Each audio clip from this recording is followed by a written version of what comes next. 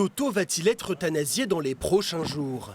C'est en tout cas le sort que réserve la cour d'appel de Douai à ce marcassin recueilli en octobre dernier par la famille Bienvenue, alors que l'animal blessé échappait à des chiens de chasse. Une décision incompréhensible pour le père de famille. Cet animal, il va donner sa vie par une décision des hommes, mais il ne mérite pas. Qu'est-ce qu'on fait quand on trouve un animal blessé aujourd'hui? Et on doit le laisser agoniser. C'est ce que dit la justice, on ne peut pas récupérer un animal sauvage. Ben, je ne suis pas d'accord. Voilà. Et si demain je récupère un animal blessé ou malheureux ou en agonie, eh ben, je ferai la même chose, même si la justice me l'interdit.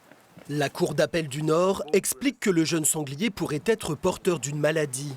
Quoi qu'il en soit, la ville de Charleville-Mézières a proposé d'accueillir Toto dans un parc animalier spécialisé où il pourrait être mis en quarantaine le temps de sa guérison. On va l'isoler et lui permettre de vivre à part dans ce parc animalier. Donc comprendre que malgré ces propositions-là, finalement l'animal allait être euthanasié était pour nous un vrai choc, et suscite beaucoup d'incompréhension. Pour sauver l'animal, Arnaud Bienvenu va se pourvoir en cassation.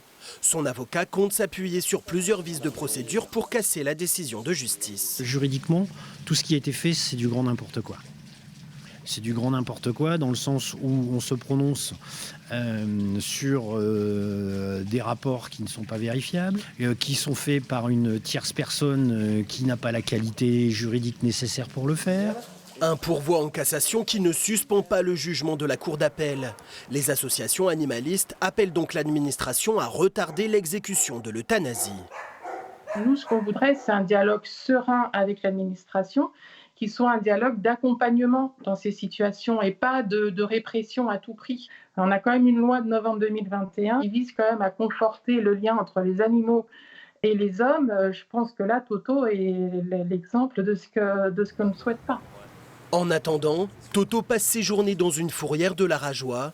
Arnaud Bienvenu sera quant à lui jugé en décembre pour détention illégale d'animal sauvage. Il encourt jusqu'à 3 ans de prison.